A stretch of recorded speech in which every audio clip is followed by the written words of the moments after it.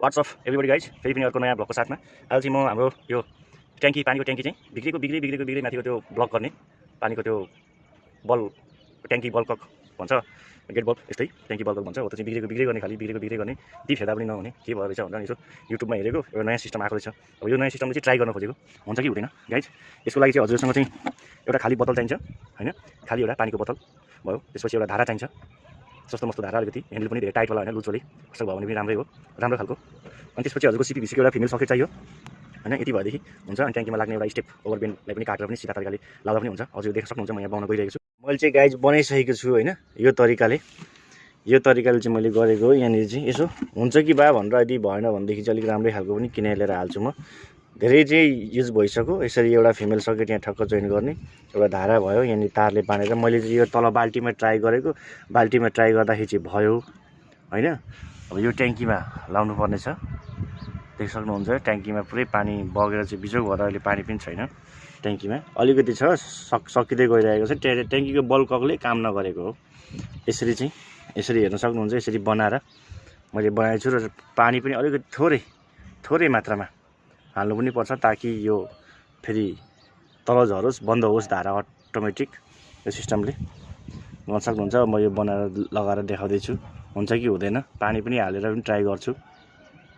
अब यसमा चाहिँ हैन यसरी लाउनुपर्छ भइसक्यो। अब यसमा चाहिँ मैले त्यो काटकुट गर्ने काम, भित्र काटकुट गर्ने काम पनि सकिसकेँ।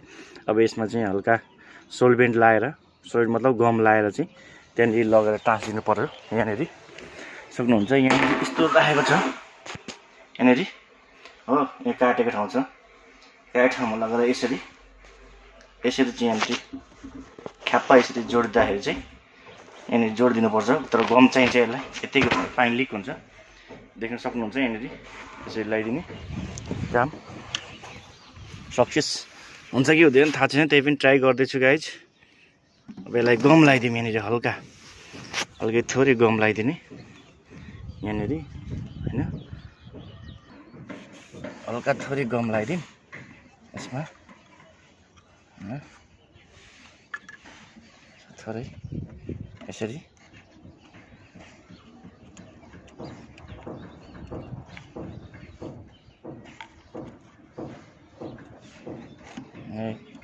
गम अलिक मजाले लगाइदिउँ।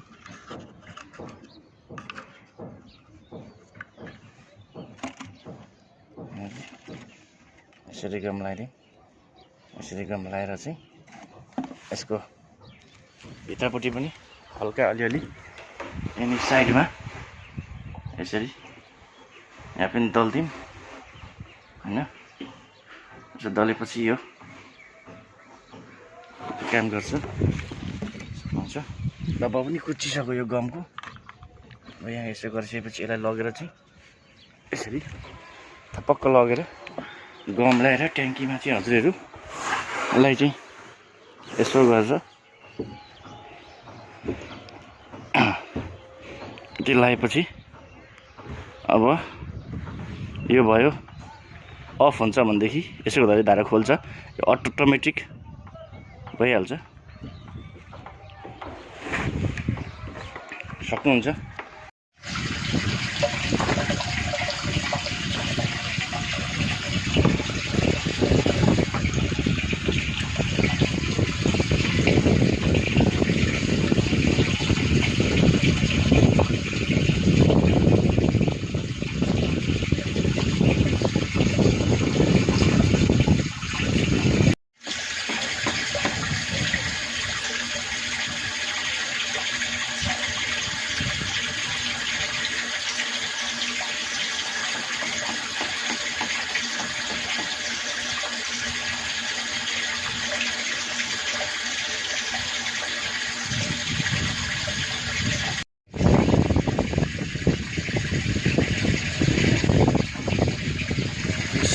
यो पानी चाहिँ माथि आएपछि यो बोतल पनि यसरी सरेर माथि आउँछ हो। बोतल यसरी आएर धारा पनि बन्द भयो।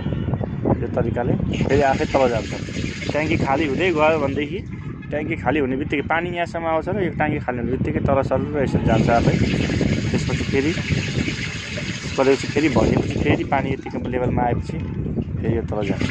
गाइज यो 100% फिक्स भइसकेको छ यो तरिकाले। हजुर ट्राई गर्न सक्नुहुन्छ। जान्नु भएन भने कन्ट्याक्ट गर्नु होला यही भिडियोको उसमा। म बनाएर डेलिभरी पनि गर्दछु। देख्न सक्नुहुन्छ अब यो पानी पनि कम हुँदैछ। अब जति यो पानी कम हुँदै जान्छ त्यति नै यो बोतल पनि माथि आउँछ। अघिसम्म कस्तो थियो हजुरहरूले पनि देख्न सक्नुभयो होला। अब यो बोतल अझै माथि आउँछ। यति आएपछि आफै बन्द हुन्छ। सक्नुहुन्छ पानी आउँदैछ। गाइज मैले बनाएको कस्तो लाग्यो लाइक सब्सक्राइब कमेन्ट गर्न नबिर्सिनु होला, ताकि यस्ता नयाँ नयाँ भिडियोहरू हजुरसम्म आइरहनेछ। तबसम्मको लागि मलाई बिदा दिनुहोस्। बाई बाई, नमस्कार।